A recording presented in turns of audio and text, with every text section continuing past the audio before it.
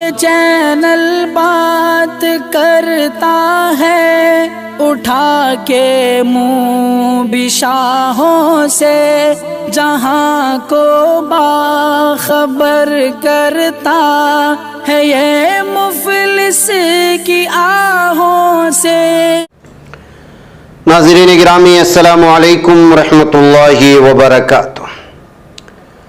آج کی بات خاص بات میں آپ لوگوں کا استقبال ہے۔ ناظرین گرامی میں انصار عزیز ندوی اس وقت دن بھر سے آئی ہوئی کچھ اہم ترین خبروں کی تفصیلات لے کر حاضر ہوں۔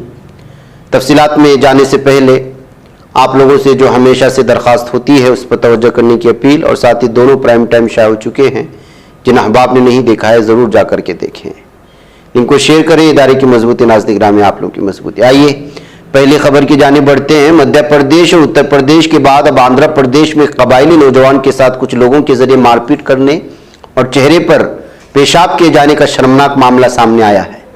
تقریباً ایک ماہ قبل پرکاشم ضلع کے اونگول شہر میں واقعہ پیش آیا تھا، جس کی ویڈیو بدھ کے روز سوشل میڈیا پر وائرل ہوئی اور پھر پولیس نے ان نوجوانوں کو گرفتار کر لیا ہے جو درندگی کی حدیں پار کر رہے تھے۔ ادھر چندرائن 3 اس وقت کامیابی کے ساتھ زمین کے چکر لگا رہا ہے۔ آنے والی دنوں میں اس چندرائن کو زمین کے مدار سے چاند کے مدار میں پہنچایا جائے گا۔ تازہ ترین خبروں کے مطابق چندرائن 3 نے جمعرات کو اپنا مدار آربٹ تبدیل کرنے کا چوتھا مرحلہ، جس کو ارتھ باؤنڈ آربیٹر مینیور کہا جاتا ہے، اس میں بھی کامیابی کے ساتھ پورا کر لیا۔ اسرو یعنی انڈین اسپیس ریسرچ آرگنائزیشن نے بتایا کہ چندرائن 3 اپنے مشن پر لگاتار کامیابی کے ساتھ آگے بڑھ رہا ہے۔ اسرو نے یہ بھی جانکاری دی ہے کہ اگلی فائرنگ یعنی آربٹ مینیورنگ 25 جولائی کو دوپہر 2 بجے سے 3 بجے کے درمیان کرنے کا منصوبہ ہے۔ ناظرین گرامی منی پور میں 2 خواتین کو برہنہ کر کے پریڈ کروانے اور جنسی ہراسانی کی ویڈیو وائرل ہونے کے بعد ملک بھر میں غم و غصہ پایا جاتا ہے۔ تمام اپوزیشن پارٹیاں اس واقعے کو لے کر مرکزی اور ریاستی حکومت کو ہدف تنقید بنا رہی ہیں۔ دریا اثنا بی ایس پی سپریمو مایاوتی نے بھی اس واقعے کی سخت مذمت کی۔ انہوں نے کہا کہ واقعہ بی جے پی اور اس کی حکومت کو شرمسار کرنے والا ہے۔ بی جے پی کو نشانہ بناتے ہوئے بی ایس پی سپریمو نے پوچھا کہ کیا وہ اب بھی ایسے وزیر اعلیٰ کو تحفظ فراہم کرتی رہے گی۔ ناظرین گرامی دہلی حکومت کے کنٹرول سے سروس چھیننے کے لیے لائے جانے والے مرکزی حکومت کے آرڈیننس کو چیلنج کرنے والے عرضی پر سپریم کورٹ نے آج ایک بڑا قدم اٹھایا ہے۔ عدالت عظمیٰ نے دہلی آرڈیننس معاملے کو آئینی بینچ کے پاس بھیج دیا اور اب 5 ججوں کی بینچ اس پر سماعت کرے گی۔ ناظرین گرامی تشدد کی آگ میں جلنے والے منی پور کو لے کر پی ایم مودی نے آخرکار اپنی خاموشی توڑ دی ہے۔ پارلیمنٹ کے مانسون اجلاس کے آغاز سے قبل پارلیمنٹ ہاؤس کے احاطے میں صحافیوں سے بات کرتے ہوئے انہوں نے کہا کہ منی پور کا واقعہ کسی بھی مہذب معاشرے کے لیے شرمناک واقعہ ہے۔ دراصل کانگریس نے پھر مودی حکومت کو ہدف تنقید بنایا۔ کانگریس لیڈر جے رام رمیش نے ٹویٹ کیا کہ 1800 گھنٹے سے زیادہ ناقابل فہم اور ناقابل معافی خاموشی کے بعد آخرکار وزیر اعظم نے منی پور پر کل 30 سیکنڈ تک بات کی۔ اس کے بعد وزیر اعظم مودی نے مدھیہ پردیش، یو پی اور گجرات جیسی ریاستوں میں خواتین کے خلاف مضامین کو نظر انداز کرتے ہوئے دوسری ریاستوں میں خاص طور پر حزبی اختلاف کی حکومت والی ریاستوں میں خواتین کے خلاف جرائم کے برابر قرار دے کر منی پور میں حکمرانی کی زبردست ناکامیوں اور انسانی عالمیت سے توجہ ہٹانے کی کوشش کی ہے۔ ناظرین گرامی ہندوستان کی کچھ ریاستیں ہر سال سیلاب کا سامنا کرتی ہیں، لیکن تاریخ میں ایسا پہلی بار ہے جب ہریانہ میں باضابطہ سیلاب کا اعلان کیا گیا۔ دراصل راجدھانی دہلی کے بعد اب ہریانہ سیلاب کی زد میں آ چکا ہے۔ گزشتہ کئی دنوں سے ہریانہ میں موسلادھار بارش ہو رہی ہے، جس سے حالات انتہائی خراب ہو چکے ہیں۔ پہلی بار ریاست میں رسمی طور پر سیلاب کا اعلان کیا گیا۔ بتایا گیا کہ سبھی 12 ضلع سیلاب سے متاثر ہوئے ہیں۔ موصولہ اطلاعات کے مطابق 12 اضلاع کے 1354 مقامات ایسے ہیں جہاں سیلاب آ گئے، علاقے تالاب کا نظارہ پیش کر رہے ہیں۔ ناظرین مہاراشٹر کے رائے گڑھ ضلع میں کھالا پور کے قریب ارشال واڑی قبائلی گاؤں میں 550 میٹر اونچی پہاڑی کا ایک حصہ گرنے سے 6 دیہاتی اور امدادی ٹیم کا ایک رکن ہلاک ہو چکا ہے۔ حکام نے جمعرات کو اس بات کی اطلاع دی۔ واقعہ بدھ کی دیر رات پیش آیا تھا۔ مٹی اور پتھروں سے 10 کے قریب افراد کو بچا لیا گیا، جبکہ مزید 80 کے ابھی تک پھنسے ہونے کا خدشہ ہے۔ ان کو بچانے کے لیے جنگی بنیادوں پر بڑے پیمانے پر ریسکیو آپریشن چلایا جا رہا ہے۔ ناظرین گرامی ان دنوں یہ آئی یعنی آرٹیفیشل انٹیلیجنس کی خوب شہرت ہے۔ اس کی خوبیاں بے پناہ ہیں، لیکن کئی دانشوروں اور ٹیکنالوجی ماہرین نے اس کو انتہائی خطرناک بھی بتایا ہے۔ دانشور طبقے نے اندیشہ ظاہر کیا ہے کہ یہ آئی امن و تحفظ کے لیے بڑی مصیبت کھڑی کر سکتا ہے اور دنیا کو تباہی کے راستے پر ڈال سکتا ہے۔ اب یہی اندیشہ اقوام متحدہ کی سیکورٹی کونسل کی میٹنگ میں بھی ظاہر کیے گئے۔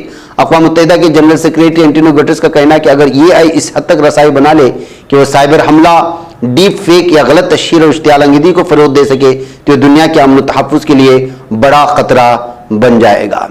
ناظرین گرامی ادھر دنیا کی سب سے بڑی صحت کی دیکھ بھال کی مصنوعات بنانے والی company Johnson and Johnson California کے اس شخص کو جرمانے میں $18.8 ملین ادا کرے گی، جس نے دعویٰ کیا تھا کہ کمپنی کے بیبی پاؤڈر سے کینسر ہوا ہے۔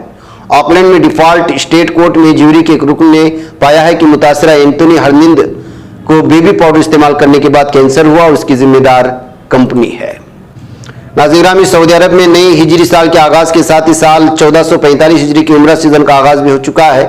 اس حوالے سے بیرون ملک سے آنے والے معتمرین کا استقبال کیا جا رہا ہے۔ 1444 ہجری کے آخر ماہ ذوالحجہ میں حج آپریشن زور و شوروں سے جاری رہا۔ سعودی وزارت حج عمرہ نے بیرون ملکوں سے آنے والے ضیوف الرحمان کو بہترین خدمات فراہم کرنے کے نظام کو فعال کرنے پر زور دیا تاکہ معتمرین کو آسان طریقے سے سہولت کے ساتھ عمرہ ادا کرنے کے قابل بنایا جائے۔ سعودی وزارت حج عمرہ نے بتایا کہ مملکت باہر سے آنے والے افراد عمرہ کر سکتے ہیں اور مسجد نبوی صلی اللہ علیہ وسلم کا دورہ بھی کر سکتے ہیں۔ سعودی عرب کے باہر سے لوگ الگ الگ پلیٹ فارم کے ذریعے سے الیکٹرانک ویزا بھی جاری کرنے کی درخواست دے سکتے ہیں۔ ادھر پاکستان کے سابق وزیر اعظم عمران خان کو آج اس وقت شدید جھٹکا لگا جب ان کے قریبی ساتھی نے اس بات کا اعتراف کیا کہ عمران خان کے ذریعے اقتدار مخالف اقتدار کی تبدیلی کی کہانی کو آگے بڑھانے کے لیے امریکہ سے حاصل کو ڈیڈ پیغام سائفر کا قصداً غلط استعمال کیا گیا تھا۔ اپنے قبول نامے میں عمران خان کے سابق پرنسپل سیکریٹری اعظم خان نے بتایا کس طرح سابق وزیر اعظم نے سیاسی فائدہ حاصل کرنے اپنی اقتدار مخالف حکومت کی تبدیلی کی کہانی کو آگے بڑھانے کے لیے امریکہ میں پاکستان کے مشن سے حاصل سائفر کا استعمال کیا تھا۔ ادھر روس وزارت دفاع نے کہا ہے کہ آج رات سے یوکرین کی بندرگاہوں کی طرف جانے والے تمام جہازوں کو عسکری مال بردار جہاز کی نگاہ سے دیکھا جائے گا۔ وزارت دفاع نے جاری کردہ تحریری بیان میں کہا ہے کہ اناج سمجھوتہ ختم ہو گیا، بحر اسود کی انسانی راہداریاں کم ہو چکی ہیں۔